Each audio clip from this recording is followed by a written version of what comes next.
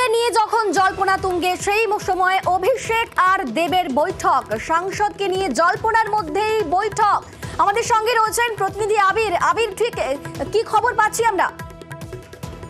সূত্রের খবর, শনিবার দিনকে অভিষেক বন্দ্যোপাধ্যায় তিনি দেবের সাথে তিনি কথা বলতে চলেছেন, দুজনের মধ্যে এটি বৈঠক হবে। তুমি জানো, দেবকে নিয়ে এটি জল্পনা ইতিমধ্যেই দানা বাঁধতে শুরু করেছে। যদিও পশ্চিম মেদিনীপুর জেলা নিয়ে যে বৈঠক হয়েছিল সেখানে কার্যত দেবকে যে দলের পছন্দ, তাকে যে প্রার্থী হিসেবে তৃণমূল কংগ্রেস চাইছে ঘাটাল কেন্দ্রে, সেটা কার্যত বুঝিয়ে দেওয়া হয়েছিল এবং সেই বৈঠকে অভিষেক বন্দ্যোপাধ্যায় তিনিও ছিলেন। পরবর্তী সময় দেখতে পাওয়া যায় যে ঘাটাল লোকসভা কেন্দ্রের মধ্যে থাকা 3টি জায়গা থেকে দিয়ে সাংসদ হিসেবে তিনি যে দায়িত্বে ছিলেন সেখানে সেই 3টি জায়গা থেকে তিনি ইস্তফা দেন এবং গত দুদিন ধরে তার যে ইনস্টা স্টোরিজ বা পার্লামেন্টে আজকে তার যে বক্তব্য, সেখানে অনেকে মনে করছেন যে দেব কি কোথাও দূরে সরে যেতে চাইছেন। তো এই সরে যাওয়ার কারণ কি, কোথাও গিয়ে সংগঠনে কোনো অসুবিধা নাকি অন্য কোনো কারণ তৈরি হয়েছে? সূত্রের খবর, সেই বিষয় নিয়েই দেবের সাথে অভিষেক বন্দ্যোপাধ্যায় তিনি কথা বলতে পারেন।